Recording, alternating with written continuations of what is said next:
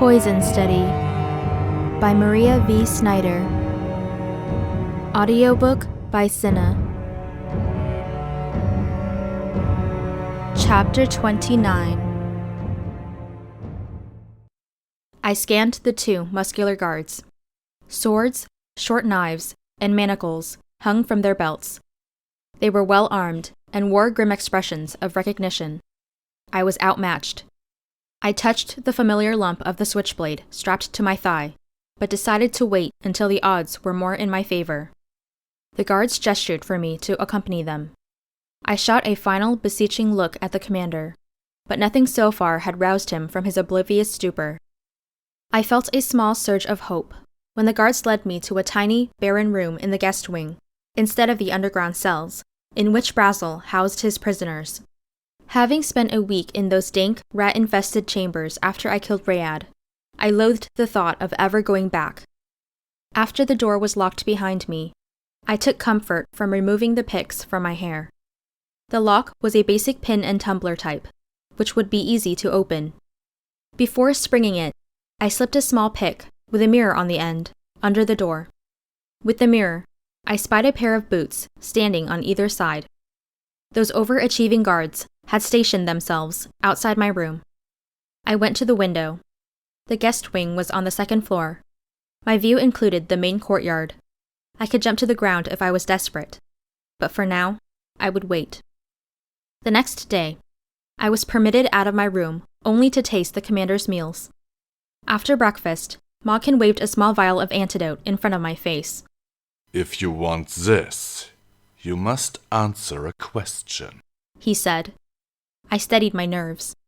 With a calm voice, I replied, "You're bluffing. If you wanted me dead, I wouldn't be standing here now." "I assure you, it's only a temporary condition." Anger burned in his eyes. "I'm merely offering you a choice. Death by butterfly's dust is a long, ugly, and excruciating experience, while, say, slitting your throat is quick. A moment of pain."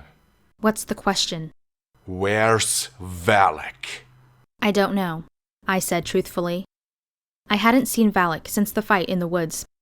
Malkin considered my answer. Taking advantage of his distracted state, I plucked the vial from his hand and drained it in a single gulp. Malkin's face reddened with fury. He seized my shoulders, then shoved me toward the guards. "Take her back to her room," he ordered. Once there, I wondered what mischief Valek was creating. I doubted he was sitting idle. Malkin's questions on Valek's whereabouts confirmed my suspicions. Restless, I paced the small chamber, longing for a workout with Ari and Janko. During my brief visits with the commander over the next few days, I began to recognize that my presence was part of Malkin's show. In order to keep the commander's advisors from becoming suspicious, Brazel pretended the commander was still giving orders. At one point, Brazel leaned close to the commander as if they were having a private conversation, then proclaimed that, per Commander Ambrose's request, a factory tour would be scheduled for the next day. I was allowed to join the group going to the plant. This surprised me, almost as much as the fact that none of the commander's advisors made a protest or comment about Brazel manufacturing Criollo instead of the livestock feed he had reported on his permit.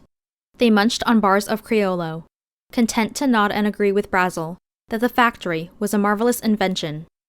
As we walked through the building, sweltering heat pulsed from the gigantic roasters that were continuously fed with Sidian beans. Workers, streaked with sweat and black dust, shoveled coal into the massive fires under the ovens. Once roasted, the beans were conveyed to a large area where other workers cracked their shells with mallets, extracting a dark brown nib. Steel rollers crushed the nibs into a paste. The paste was spooned into a 5-foot-wide metal container, to which sugar, milk, and butter were added. Using steel pitchforks, workers stirred these ingredients until the mixture became a smooth, thick liquid, which was then poured into square and rectangular-shaped molds. A veritable shop of delightful smells and flavors, the place was, however, a joyless environment. The dour employees, uniforms soiled with Criollo and sweat, grunted and strained under the physical exertion. During the tour, I searched the various work areas for poisonous or addictive ingredients that might be slipped into the mix, but found none. When the group returned to Brazel's manor house, I watched the animated expressions on the advisors' faces leak away, leaving behind the same blank look that had taken over the commander's face, which meant that there must be a link between eating Criollo and succumbing to Mawkin's magic. Mawkin's show would end as soon as he had gained control of the advisors' minds, and when that happened, my accommodations would change for the worse. That night, under cover of darkness, I dropped my cloak out the window of my room and banged on the door, calling to the guards. When the door opened, I declared, "I need a bath." Without waiting for a response, I strode with purpose down the hallway.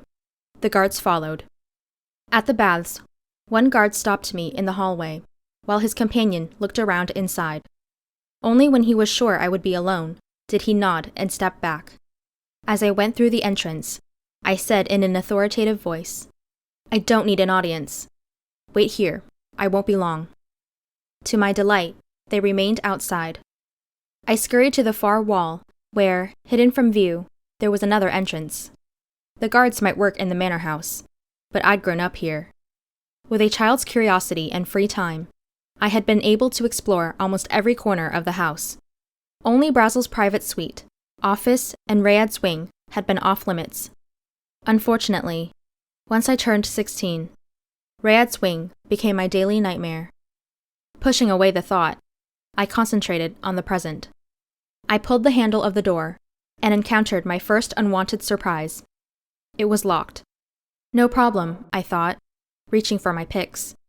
The mechanism popped with ease, the door swung open, and I discovered a second nasty shock. One of the guards waited in the hallway. He smirked. I rushed him. Using my momentum, I shoved him off balance and punched him in the groin. A dirty Valek move, but I didn't care as I raced down the corridor, leaving the guard far behind. Slipping out the south entrance, I retrieved my cloak, and then headed west to find my pack and bow. Bright moonlight illuminated my path, and I could see where I was going. However, my true path was less evident. I knew I couldn't help the commander from a locked room, but I was unsure what I could do from the outside. I needed to talk to Valek. Deciding it would be too risky to go to the barracks, I took to the treetops. Only Valek knew this trick. Once he learned of my escape, he would track me. When I reached the open area reserved for the annual Fire Festival's visit to MD5, I stopped for the night. Shivering in my cloak, I huddled against a tree trunk, blowing clouds of steam from my mouth. Once, I heard the baying of dogs and distant shouts, but no one came close to my makeshift bed in the tree. Sleep eluded me. I was too cold and nervous. Instead, I envisioned the bright fabric of the festival tents in the clearing, hoping to warm myself by remembering the hot energy of the festival nights. I imagined the big tops in their proper places. Dancers, singers, and acrobats lined up in the middle of the clearing. Food stands huddled in and around the big tents, scenting the air with mouth-watering treats. I went to the festival every hot season when I had lived under Brazel's roof. It had been the highlight of my existence, although my memories of those last 2 years, when I had been Rayad's laboratory rat, were dreadful. Unable to resist, I climbed down from the tree and walked through my imaginary festival. I stopped where the acrobatics tent had stood, wondering if I could still perform the tumbling routine that had won me first place and the fire amulet. Without thought, I tossed off my cloak and started a warm-up. In the back of my mind, I knew I should be hiding, that it was stupid to be this exposed to discovery. But the desire to relive my one moment of true joy was too strong to deny.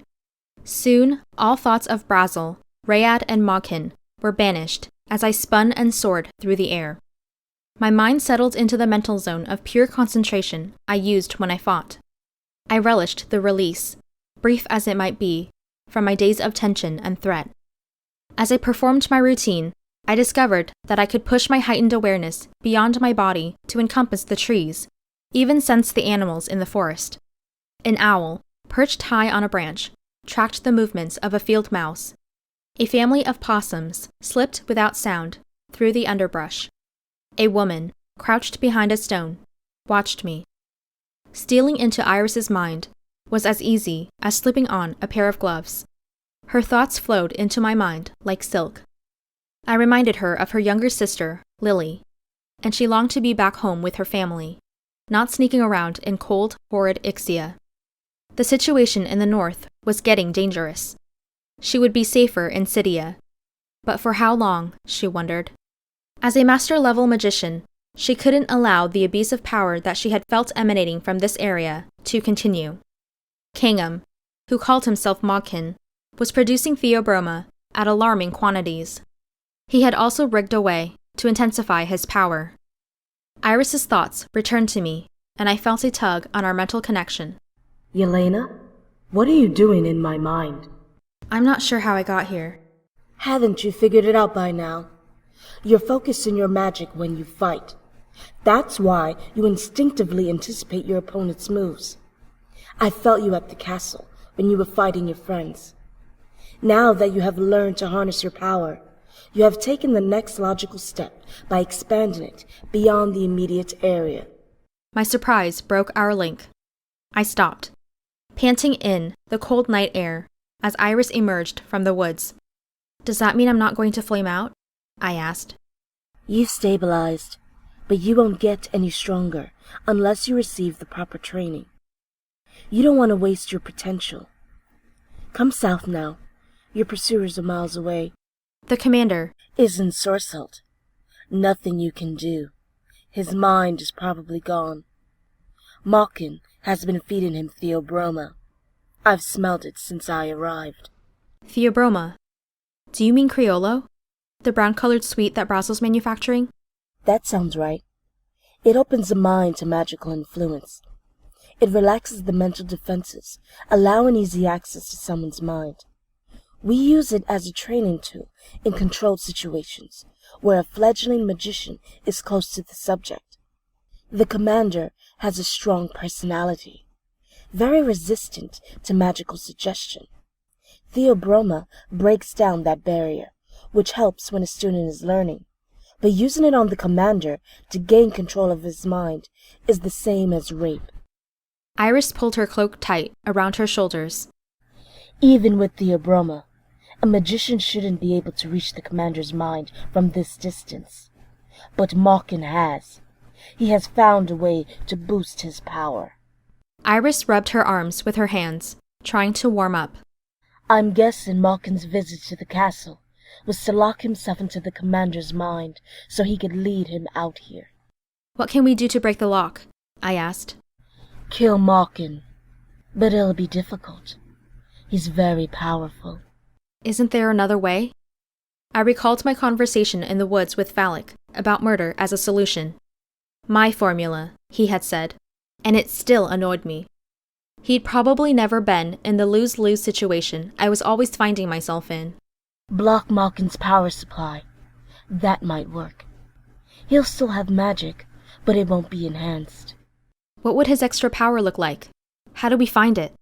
My guess would be that he's either recruited a number of magicians to pool their power, or he's devised a way to concentrate the power source without warping it. She paused, considering. Diamonds. Diamonds? A cold knot of anxiety churned in my stomach. There was so much I didn't know about magic. Yes, very expensive. But they will gather and store power like a hot coal holds heat. He might be using diamonds to enhance his magic. He would need a man-sized circle of diamonds, and that's not easily hidden. If we could find this circle, I might be able to use it to block his power, or at least redirect it long enough for you to awaken the commander. What if the source is a group of magicians? How would I recognize them? Unfortunately, Ixia doesn't have a uniform for magicians, Irys said, her voice sharp with sarcasm. Instead of searching for them, look for an empty room with a wagon wheel design painted on the floor. To link magical power, each magician must be perfectly aligned along the edge of a circle. I can search the manor, but I need help, I said. I need Valek. You need a miracle, Irys replied, with a wry twist to her lips. Can you direct Valek here? He's already on his way. You two have forged a strong connection, although I don't know if it's of magical origin. Irys pursed her lips. I better go before Valek arrives. When and if you discover the source of Malkin's extra power, chant my name in your mind. I'll hear your call, because we, too, have created a bond. Our mental link grows stronger each time we communicate. I'll try to help you with the commander, but no promises. I'm after Malkin. She disappeared into the forest. While I waited for Valek, I paced on the packed dirt and tried to think of a way to find Malkin's power source. Irys's words about needing a miracle were indeed an understatement. To distract myself, I focused on my surroundings. The tread of many feet had rubbed out the grass and trampled the earth until it was worn smooth and shiny. I remembered digging my heels into this same hard dirt the last time I was here, when Rhea dragged me to the manor house to punish me for disobeying him and winning the amulet. I had pressed that prize so tight against my skin, it had left a mark. Then I had hidden it, to keep it out of Rhea's cruel hands. 2 years had passed since I had buried my amulet. Someone had probably discovered it by now. For an exercise, I tried using my new magical skill. Directing my awareness downward, I circled the clearing. I made many circuits and was growing bored, when suddenly, the soles of my feet felt hot. When I continued, they cooled. I moved here and there until, once more, heat stabbed my feet. Taking my grappling hook from my pack, I dug at the spot. My efforts revealed some fabric. I tossed my hook aside and clawed at the ground with my fingernails, uncovering my lost amulet. It was dull and covered with dirt. The ribbon that held it was torn and stained. Pressing the flame-shaped amulet against my chest, I felt warmth emanating from it. I put it down to fill the hole, humming a tune. Cleaning the palm-sized metal on my pants, I strung it onto the necklace chain with Valek's butterfly. Not the best hiding place, wouldn't you agree? Valek asked. I jumped. How long had he been standing behind me? They're searching for you. Why did you run? He asked. I briefed Valek on the commander, Malkin, the factory, and the advisors, hoping he would draw the same conclusions I had. So Malkin is using Criollo to take control of their minds, but where's he getting the power? Valek asked. I don't know. We need to search the manor. You mean I need to? No, we. I grew up there. I know every inch. The first place I wanted to look was in Rayat's laboratory wing. When do we start? Now. We have 4 hours till dawn. What are we looking for?